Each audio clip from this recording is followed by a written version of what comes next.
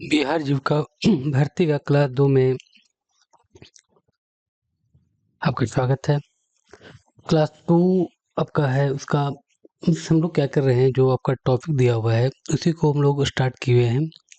तो जिससे 20 नंबर का है, 20 मार्क का है, उसी का हम लोग फिर प्रैक्टिस कर रहे हैं। तो दूसरा टॉपिक है बिहार रूरल लाइवलीहुड प्रोजेक्ट, जीविका के अंदर जो टॉपिक है मेन सब्जेक्ट से है। जिसमें सबसे पहले हम लोग आते हैं इसका उद्देश्य क्या है। तो बिहार के ग्रामीण गरीबों को सामाजिक और आर्थिक सशक्तिकरण बढ़ाना या बिहार जो ग्रामीण जीविका है उसमें सुधार लाना, इसका मेन उद्देश्य यही है। तो इसके अंतर्गत आपका सबसे पहले क्या है, उद्देश्य पूरा करने का तरीका। जो आप कैसे कोई भी उद्देश्य है, जैसे जो NRLM का जो उद्देश्य है मेनली, जो आपका NRLM है इसी के अंदर आता है PRLPS। तो बिहार में ये वर्क कर रही है। NRLM हो जाता है ये स्कीम के अंदर का जीविका का लाया गया है। तो इसमें इसका मुख्य उद्देश्य जो है इसका क्या है, गरीबी मिटाना है या जो गरीब लोग हैं उनको जीविका के द्वारा आजीविका देना। तो इसमें सुधार कैसे कैसे करेंगे, तो सबसे पहले क्या है आपका ग्रामीण गरीबों की आय बढ़ाना। इसका आजीविका में सुधार का सबसे पहला क्या, आय बढ़ाना। आय कैसे बढ़ेगा उसके बारे में आगे चर्चा की जाएगी। तो दूसरा है सामाजिक और आर्थिक स्थिति को मजबूत करना। जब आय बढ़ेगा ऑटोमेटिक क्या है, आपका जो सामाजिक और आर्थिक जो स्थिति है ऑटोमेटिक अच्छी हो जाएंगे।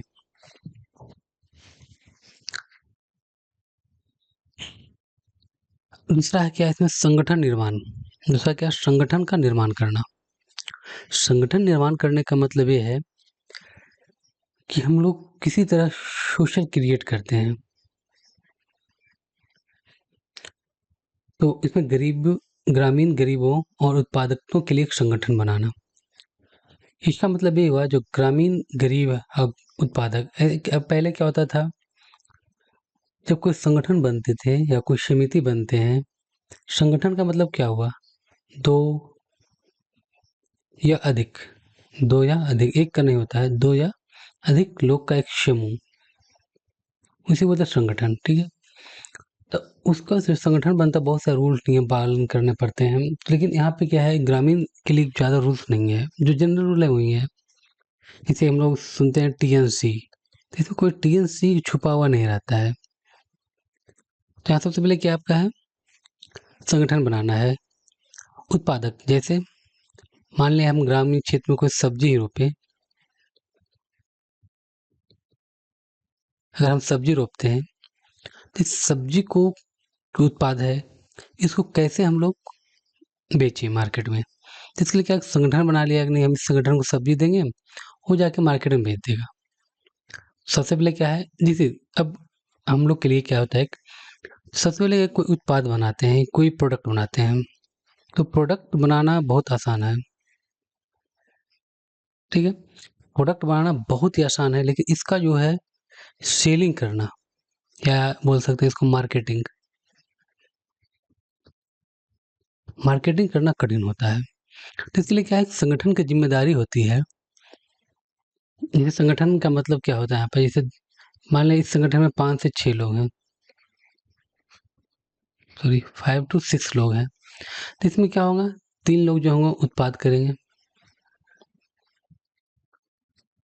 उत्पादक होंगे लोग, जो कि मतलब किसी भी चीज़ को तैयार करेंगे, जो करेंगे। एक लोग क्या होंगे, इसका मार्केटिंग करेंगे। एक लोग क्या होंगे, उसका दोनों का मैनेजमेंट करेंगे। मैनेजमेंट का मतलब ये हुआ कि जो उत्पाद आया उसको क्या करेंगे, उत्पादक 3 मान लीजिए 3 लोग हैं, 3 लोग कोई सामान बनाए, एक लोग क्या करेंगे उसको मैनेज करेंगे, एक लोग क्या करेंगे उसको मार्केटिंग करेंगे। तो ये आदमी है इन दोनों के बीच में तालमेल पैदा करके रखेगा।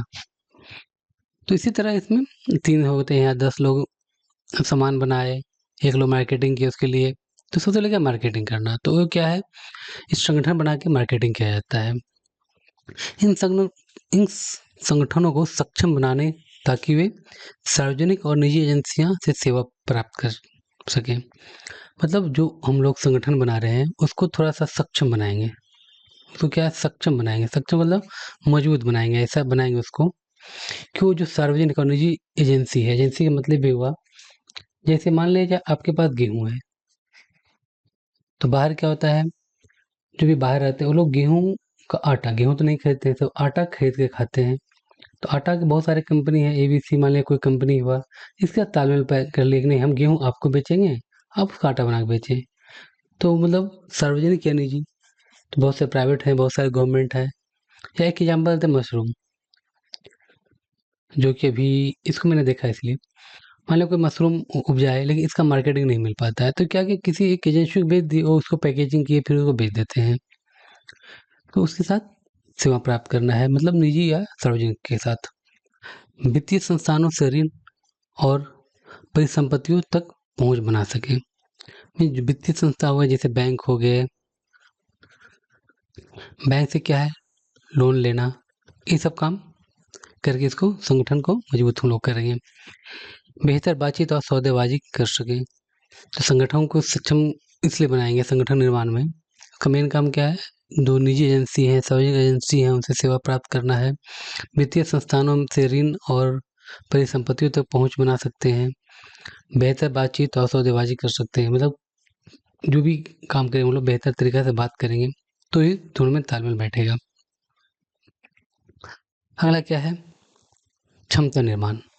अब जो एजेंसी जो सॉरी जो आपका संगठन बन गया, जो समूह बन गया, उसको क्या है क्षमता निर्माण करना, जैसे सार्वजनिक और निजी सेवा प्रदाताओं की क्षमता बढ़ाने में निवेश, इसे निवेश करना। जैसे मान लीजिए मेरे पास अगर 10 से 12 आदमी का एक समूह बनाए हुए हैं, इसमें कुछ हम लोग लगाए मान लीजिए मशरूम के रूप में।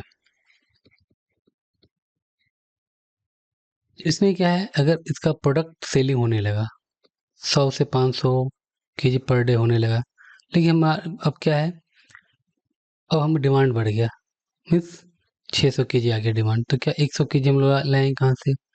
तो इसलिए क्या है, क्षमता बढ़ाने के लिए बहुत सारे कंपनी बोले ने भाई आप भी हमको इसे निवेश कीजिए, कुछ पूंजी दीजिए, तो होगा। प्रशिक्षण और संसाधन को उपलब्ध कराना। अब जैसे मान लीजिए हम कोई काम करना चाह रहे हैं, उस काम का हमें कुछ नहीं मालूम है, तो इसके लिए हमको क्या ट्रेनिंग चाहिए।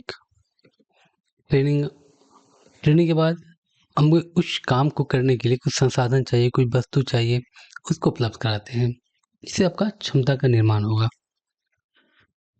और प्रेरक की भूमिका में सूक्ष्म वित्त और माइक्रो फाइनेंस को बढ़ावा देना है। कृषि व्यवसाय के लिए विकास को प्रोत्साहित करना, ग्रामीण अर्थव्यवस्था को गति देना, इससे क्या हुआ और इससे उत्प्रेरणा मिलेगा हम लोग को। माइक्रो फाइनेंस को बढ़ावा देने का मतलब ये हुआ कि जहाँ पे जरूरत है, वित्तीय सहायता की जरूरत है, वहाँ आसानी से मिल जाए।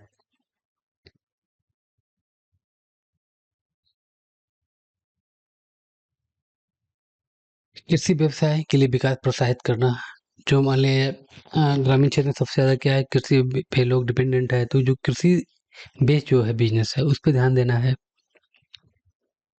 अगला है इसका क्वेश्चन और आंसर। BRLPS का मुख्य उद्देश्य क्या है। इसका मुख्य उद्देश्य क्या है, मेनली ग्रामीण गरीबों को सामाजिक और आर्थिक सशक्तिकरण करना। इसका मेनली काम क्या है, ग्रामीण गरीबों का सामाजिक और आर्थिक सशक्तिकरण करना। शहरी विकास नहीं इसमें नहीं आता है, औद्योगिक उत्पादन इसमें नहीं आता है, पर्यटन को बढ़ावा देना अलग इसमें है। इसके बाद है BRP किस क्षेत्र में सुधार पर केंद्रित है। ग्रामीण आजीविका। संगठन निर्माण का उद्देश्य क्या है, जो संगठन निर्माण है उसका उद्देश्य क्या है। सेवाओं और ऋण तक पहुंच दिलाना, मेरे उद्देश्य इसका ही है।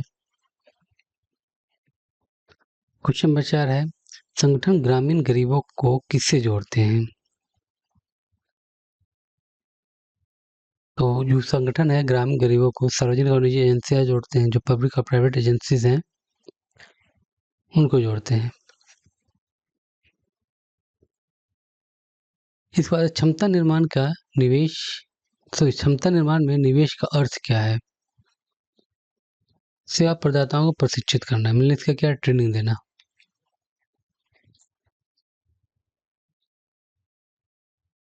क्षमता निर्माण किसके लिए किया जा रहा है? फिर वही सार्वजनिक और निजी क्षेत्र सेवा प्रदाताओं के लिए। बीआरएलपी किस क्षेत्र को उत्प्रेरक की भूमिका निभाता है? Micro finance and agri business, सूक्ष्म वित्त और कृषि व्यवसाय पे करती है। सूक्ष्म वित्त का उद्देश्य क्या है? What is the objective of micro finance? Main इसका क्या है? गरीबों को छोटे ऋण उपलब्ध कराना। ठीक है, सूक्ष्म वित्त का मतलब ये हुआ, माइक्रो फाइनेंस का मतलब ये हुआ, जनरली हम लोग क्या करते हैं, कभी बैंक जाते हैं तो हम लोग को 5,000 या 10,000 या 20,000 लोन नहीं देती हो, जब भी देगी लेकिन लाख की बात वो लोग करती है। तो सूक्ष्म का मतलब क्या, हमें 5,000 की जरूरत है तो हमें 5,000 दे दिया, 2,000 की जरूरत है 2,000 दे दिया, 5,000 की जरूरत है 5,000 दे, मीन्स 1 लाख से कम का भी लोन नहीं देती, जिसको बोलते हैं हम लोग सूक्ष्म माइक्रो फाइनेंस। सूक्ष्म वित्त या माइक्रो फाइनेंस बोलते हैं इसको।